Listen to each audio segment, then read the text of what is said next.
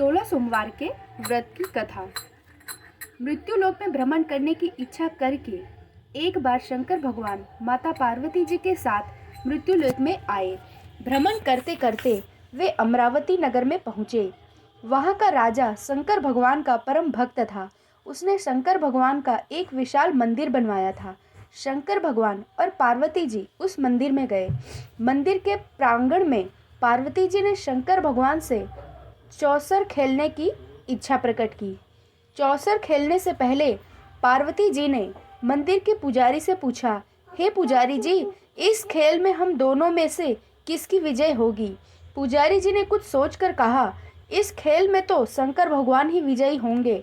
तब दोनों ने चौसर खेलना प्रारंभ किया, लेकिन खेल में शंकर भगवान हार गए और पार्वती जी जीत गई। अतः पार्वती जी ने क्रोधित होकर पुजारी जी को श्राप दिया, झूठ बोलने के कारण तुम्हें कुष्ठ यानी कि कोढ़ की रोग की उत्पत्ति होगी। शंकर भगवान ने पार्वती जी को बहुत समझाया, लेकिन पार्वती जी नहीं मानी। कुछ समय बाद पार्वती जी के शाप अनुसार पुजारी जी का सारा शरीर कोढ़ से भर गया। पुजारी जी को कष्ट उठाते हुए बहुत दिन बीत गए।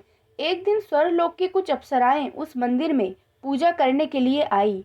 कोढ़ी पुजारी को देखकर उन्हें उस पर बहुत दया आई।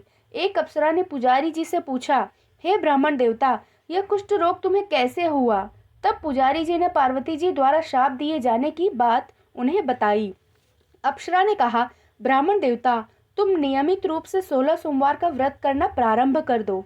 शंकर भगवान की अनुकंपा से शीघ्र ही तुम्हारा कोढ़ नष्ट हो जाएगा, तुम्हारे सभी दुख दूर हो जाएंगे। पुजारी जी ने अप्सरा से 16 सोमवार व्रत की पूरी विधि पूछी और अगले सोमवार से 16 सोमवार के व्रत प्रारंभ करने की ठान ली। सोमवार को पुजारी स्नानादि से निवृत्त होकर शंकर भगवान की पूजा अर्चना के लिए मंदिर में गए। आधा शेर गेहूं का आटा लेकर उसने 3 भाग किए। फिर घी, गुड़, धूप, पुंगीफल, बेलपत्र, जनेऊ, जोड़ा, चंदन, अक्षत और पुष्पों से शंकर भगवान की पूजा की। प्रदोष काल में शंकर भगवान की पूजा के बाद पुजारी जी ने 1 भाग शंकर भगवान को अर्पण किया। बाकी 2 भाग उपस्थित लोगों को प्रसाद के रूप में बांट दिए। पुजारी जी ने स्वयं भी प्रसाद ग्रहण किया। नियमित रूप से 16 सोमवार व्रत करने से शंकर भगवान की अनुकंपा से पुजारी जी का कोढ़ शीघ्र ही नष्ट हो गया। कुछ दिन बाद शंकर भगवान पार्वती जी के साथ भ्रमण करते हुए पुनः उसी मंदिर में पहुंचे। पार्वती जी ने पुजारी को स्वस्थ देखा तो हैरान होते हुए पूछा, हे ब्राह्मण देवता, मैंने तो श्राप देकर तुम्हें कोढ़ी बनाया था, फिर तुम कोढ़ से मुक्त कैसे हो गए? पार्वती जी के वचन सुनकर ब्राह्मण ने सादर प्रणाम करके कहा, हे माता, मैं विधिवत 16 सोमवार के व्रत करता हूँ। शंकर भगवान की अनुकंपा से ही मेरे सारे कष्ट दूर हुए हैं। तब पार्वती जी को पुजारी जी ने 16 सोमवार के व्रत की विधि बताई। व्रत की विधि जानकर पार्वती जी ने भी 16 सोमवार के व्रत रखने शुरू कर दिए। पार्वती जी ने व्रत करते हुए मनोकामना की कि उनका पुत्र वापस उनके पास लौट आए। 16 सोमवार पूरे होते ही पार्वती जी ने व्रत का उद्यापन किया तो कार्तिकेय जी के विचार परिवर्तित हुए और वह पार्वती जी के पास लौट आए। कार्तिकेय जी ने आते ही पार्वती जी से पूछा, हे माता, आपने ऐसा कौन सा शुभ कार्य किया था जिससे मेरे विचार परिवर्तित हुए और मैं आपके पास लौट आया? तब पार्वती जी ने मुस्कुराते हुए कहा, पुत्र, मैंने विधिवत 16 सोमवार के व्रत किए थे। कार्तिकेय का एक ब्राह्मण मित्र बहुत दिनों से परदेश गया हुआ था। कार्तिकेय ने उस मित्र के लौटने की मनोकामना करते हुए 16 सोमवार के व्रत विधि करने का आरंभ किया। 17वें सोमवार को कार्तिकेय द्वारा व्रत का उद्यापन करते ही उसके ब्राह्मण मित्र को उसका स्मरण हो आया और वह परदेश से वापस लौट आया। अपने ब्राह्मण मित्र से मिलकर कार्तिकेय बहुत प्रसन्न हुए। तब ब्राह्मण मित्र ने कार्तिकेय से 16 सोमवार के व्रत के बारे में जानकर विवाह की इच्छा करते हुए 16 सोमवार के व्रत रखने प्रारंभ कर दिए। उस ब्राह्मण मित्र को परदेश जाना पड़ा। उस नगर के राजा की बेटी का स्वयंवर चल रहा था। उस राजकुमारी से विवाह करने के लिए दूर दूर के देशों के राजकुमार स्वयंवर में आए हुए थे। राजा ने स्वयंवर की यह शर्त रखी थी कि कि उसकी हथिनी जिस नवयुवक के गले में जयमाल डाल देगी, राजकुमारी का विवाह उसी के साथ किया जाएगा। ब्राह्मण पुत्र उस नगर में पहुंचा तो अन्य लोगों के साथ वह भी स्वयंवर स्थल पर पहुंचकर खड़ा हो गया। थोड़ी ही देर में पूरी तरह सजी धजी हुई हथिनी सूंड में जयमाला लेकर वहां आई। सभी राजकुमारों के सामने से गुजरती हुई हथिनी ने अंत में ब्राह्मण मित्र के समीप पहुंची और उसके गले में जयमाला डाल दिया। राजा ने खुशी खुशी राजकुमारी का विवाह उस सुंदर ब्राह्मण मित्र से कर दिया। ब्राह्मण मित्र बड़े वैभव से आनंद पूर्वक राजकुमारी के साथ रहने लगा। एक दिन राजकुमारी ने ब्राह्मण मित्र से पूछा, हे प्राणनाथ, आपने ऐसा कौन सा पुण्य का कार्य किया था जो उस हथिनी ने आपके गले में जयमाला डाली? ब्राह्मण पुत्र मुस्कुराते हुए बोला, प्रिय, अपने मित्र कार्तिकेय के कहने पर मैंने 16 सोमवार के व्रत किए थे। तब राजकुमारी ने पुत्र की मनोकामना करते हुए व्रत करने प्रारंभ कर दिए। शंकर भगवान की अनुकंपा से राजकुमारी गर्भवती हो गई। निर्धारित समय पर उसने एक सुंदर पुत्र को जन्म दिया। जब वह पुत्र 16 वर्ष का हुआ तो उसने अपनी माँ से पूछा, हे माँ, आपने ऐसा कौन सा पुण्य किया था जो मेरा जन्म इस संपन्न परिवार में हुआ? तब उसकी माँ ने 16 सोमवार व्रत की महिमा बताई। अपनी माता के वचन सुनकर मन ही मन वह बहुत प्रसन्न हुआ। अतः उसने राजा बनने की मनोकामना करते हुए 16 सोमवार के व्रत करने का प्रारंभ कर दिया। 17वें सोमवार को व्रत का उद्यापन करके 2 दिन बाद ही शंकर भगवान की अनुकंपा से समीप के एक राज्य के कुछ सैनिक घूमते हुए उसके पास से गुजरे। सैनिकों के मुखिया ने उसे देखा, फिर उससे परिवार के संबंध में कुछ बातचीत की।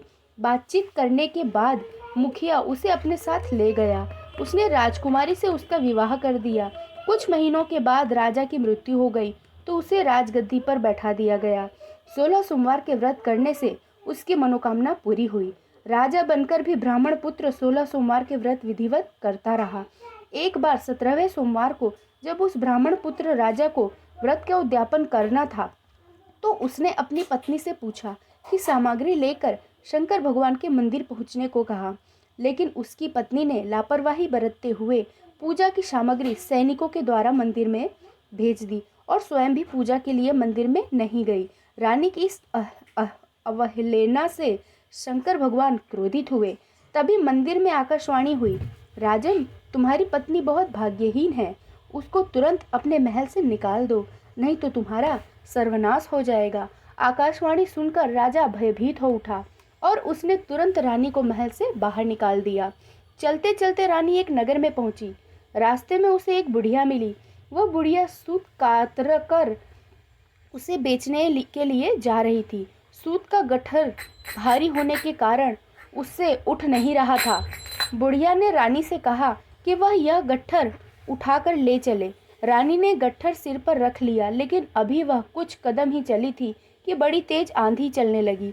उस आंधी में बुढ़िया का सारा सूत उड़ गया। बेचारी बुढ़िया अपने व रानी के भाग्य को कोसती हुई वापस अपने घर लौट गई। रानी चलते चलते एक तेली की दुकान पर पहुंची तो शंकर भगवान ने प्रकोप से तेली के सारे तेल के मटके फूट गए।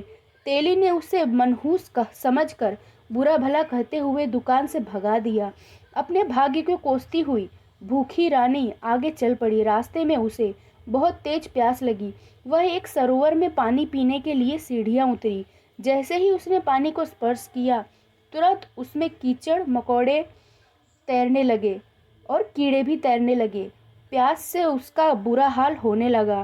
तेज धूप से बचने के लिए रानी एक घने पेड़ के नीचे बैठी तो पलक झपकते ही उस पेड़ के सारे पत्ते टूटकर बिखर गए। तब रानी दूसरे पेड़ के नीचे जा बैठी।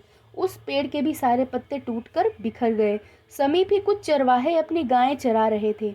उन्होंने बिना पतझड़ के पेड़ों के पत्ते झड़ते हुए देखे तो रानी को मनहूस मानकर उसे पकड़कर समीप के मंदिर में पुजारी के पास ले गए। उन्होंने मनहूस रानी की बातें पुजारी से कही। पुजारी ने रानी को मंदिर में रख लिया, लेकिन रानी जब भी भोजन बनाती वह तुरंत सड़ जाता। जल भरकर लाती तो उसमें कीड़े तैरने लगते। तब पुजारी जी ने रानी से पूछा, हे पुत्री, तुमसे ऐसी कौन सी भूल हुई है जो शंकर भगवान तुम्हें इतने कष्ट दे रहे हैं? रानी ने पति के आदेश पर पूजा सामग्री स्वयं न ले जाकर सैनिकों के हाथ मंदिर में भेजने की सारी कथा पुजारी जी को सुनाई। इस पर पुजारी ने कुछ सोचकर कहा, हे पुत्री, तुम 16 सोमवार के व्रत किया करो, शंकर भगवान तुम्हारे सारे कष्ट दूर करेंगे। रानी ने विधिवत 16 सोमवार के व्रत करने प्रारंभ कर दिए। 17वें सोमवार को रानी ने व्रत का उद्यापन किया। व्रत करने से शंकर जी प्रसन्न हुए और उनकी कृपा से राजा बने ब्राह्मण पुत्र। राजा के मस्तिष्क में रानी को वापस लौटा लाने की विचार उत्पन्न होने लगे। जल्द ही राजा रानी को ढूंढता हुआ उस मंदिर में जा पहुंचा और आनंद पूर्वक रानी को महल में वापस ले आया। राजा ने ब्राह्मणों को भोजन कराया और निर्धनों को अन्न, वस्त्र और धन दान किया। शंकर भगवान की अनुकंपा से रानी ने एक सुंदर पुत्र को जन्म दिया। शंकर भगवान की अनुकंपा से ब्राह्मण पुत्र, राजा और रानी जीवन पर्यंत आनंद पूर्वक रहे। अंत में मोक्ष को प्राप्त करके दोनों शंकर भगवान के निवास स्थान कैलाश पर्वत पर जा पहुँचे।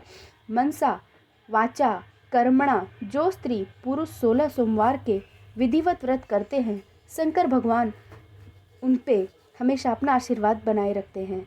भगवान की अनुकंपा से वे सभी आनंद पूर्वक जीवन यापन करते हुए शिवधाम को जाते हैं। शंकर भगवान की जय।